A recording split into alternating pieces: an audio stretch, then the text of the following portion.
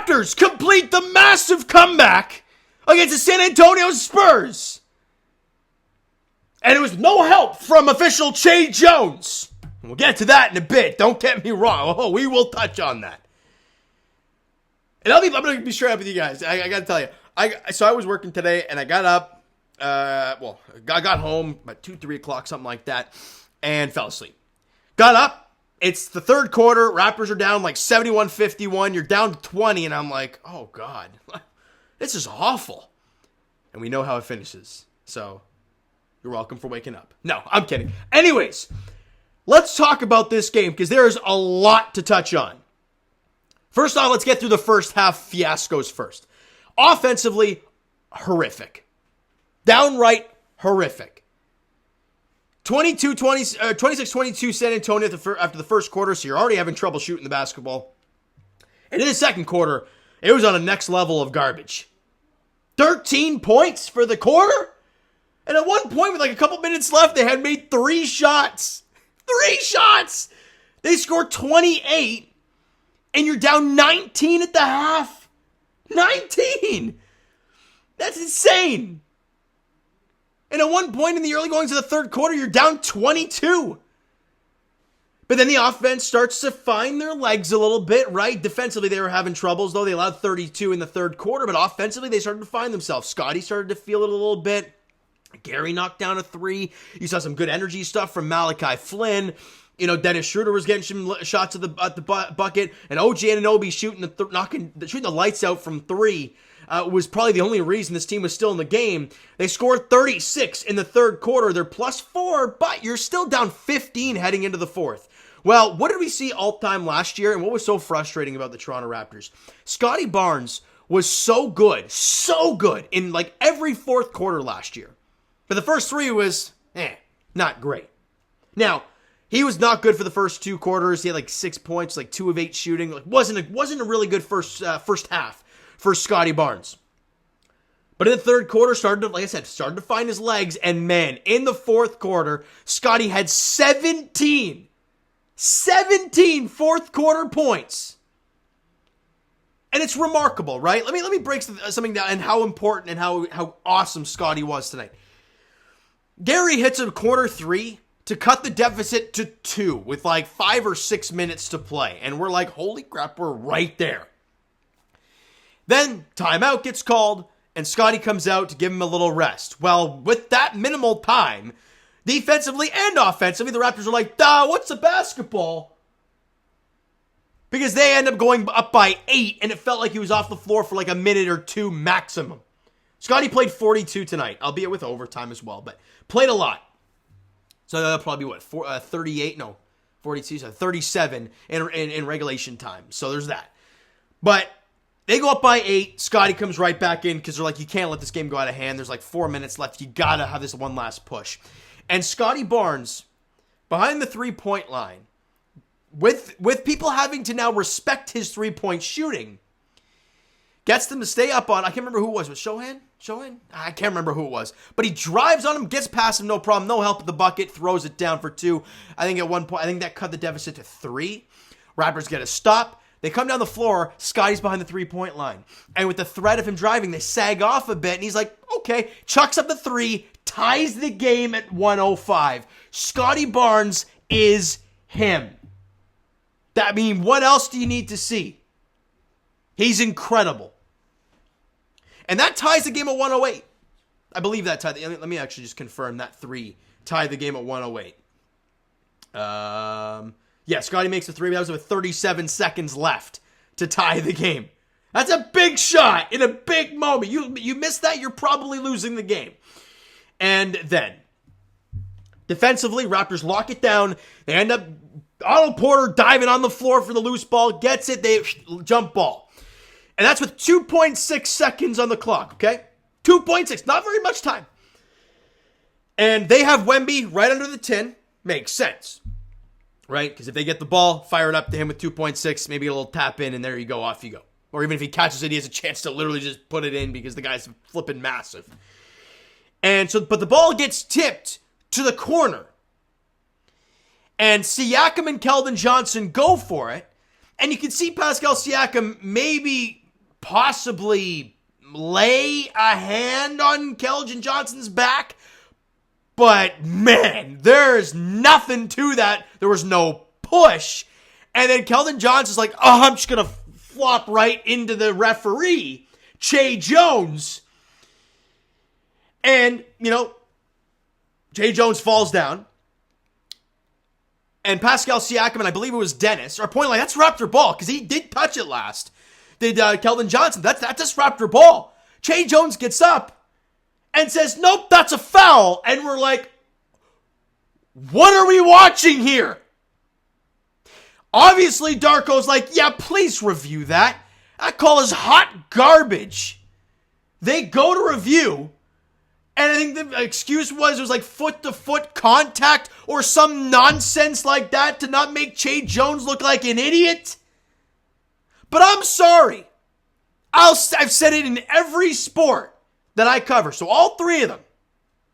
If I know your name, you're a terrible official. Shout out John Eric on Twitter for searching up the official for tonight's game, Che Jones.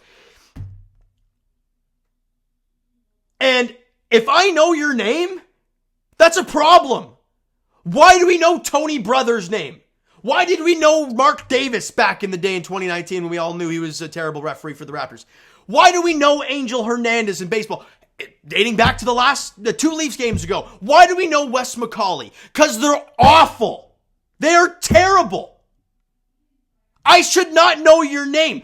They don't pay to go to a basketball game or a hockey game or a baseball game to watch you. You're not the entertainment. The guys on the floor are. Not in stripes.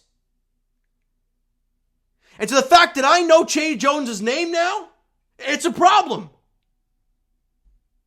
And I thought, so they upheld the call. So now Keldon Johnson has 2 shots, 2 free throws. He knocks down both. Raptors down 110-108. And you're like, are we actually going to lose this game now? It is absurd. Absolutely absurd.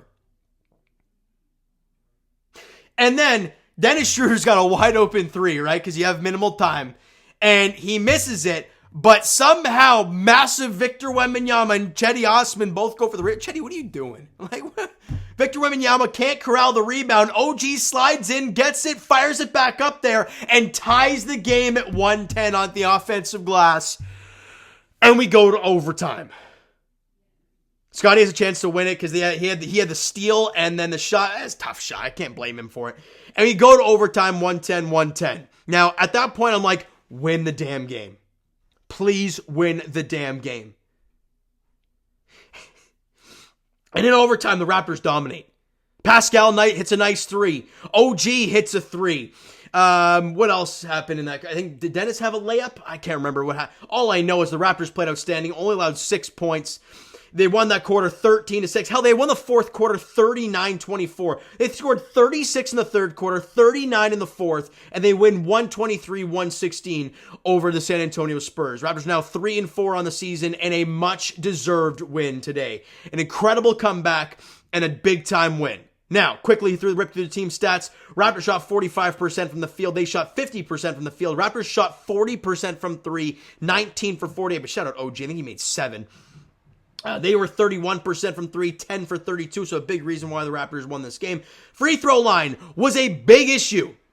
They missed 10, 16 for 26. They were 62%. That's not good. They were 77%, but only 10 for 13. On the rebounding category, at one point they were dominating. Raptors actually won that battle 48-46, 13-9 in the offensive glass, 29 assists. I mean, everything else more or less is fairly even. Points over turnovers was 22-12 in favor of them. But other than that, let's go through these player stats. Jakob Poeltl with an incredible game against his former team. 16-10. Only played 28 minutes, but 8 of 10 from the field. That's what you want to see from Yak, right? He's not a great shooter. He's not going to shoot a damn ball. But be efficient with the shots you take. And he was 8 of 10, had a double-double. Great stuff. 3 steals and a block for Yak. It was a -5 on the floor, though. Pascal Siakam. 8.6 rebounds, 5 assists, 2 of 12 from the field, 3 of 3 from the free throw line, 1 of 4 from 3, had a steal, 3 turnovers, and was a +7, but boy, oh boy, he doesn't look good. I know it's a great win, but he didn't look good at all. Scottie Barnes? Woo-hoo-hoo! Man, easily the Raptors MVP through the first, 7 games? No, 6. Hold on. Yeah, 7 games of the season. After, like I said, a mediocre first half, has an incredible fourth, and drops 30, 11, and 6 on 9 of 20 shooting.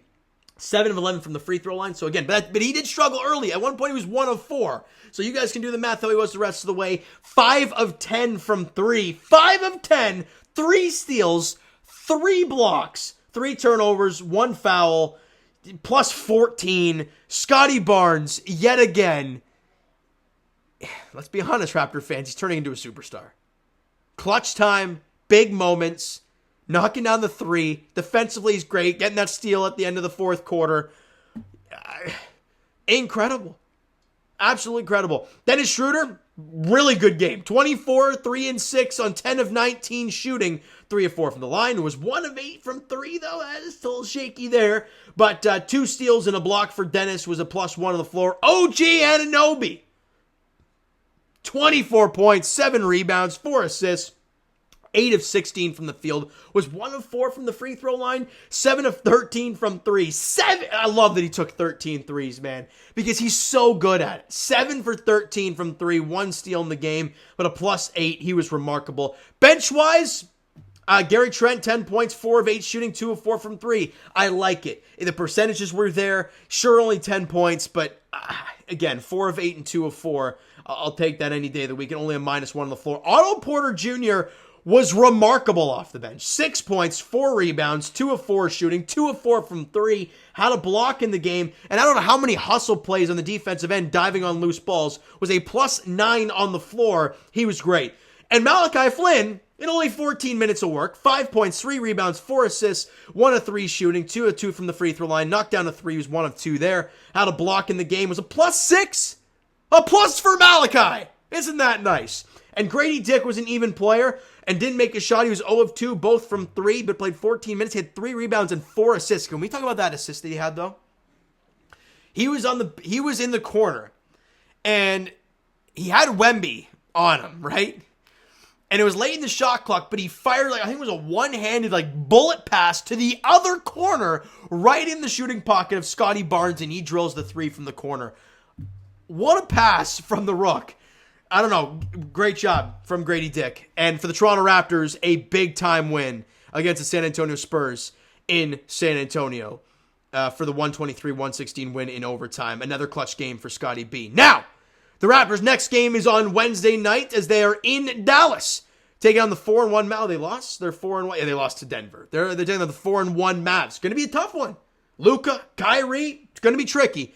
But the Raptors, after a win like this, you want to gain the momentum, right? We'll have to see how it all plays out, though. It's an 8:30 tip-off against the Mavericks in Dallas for another game on this road trip.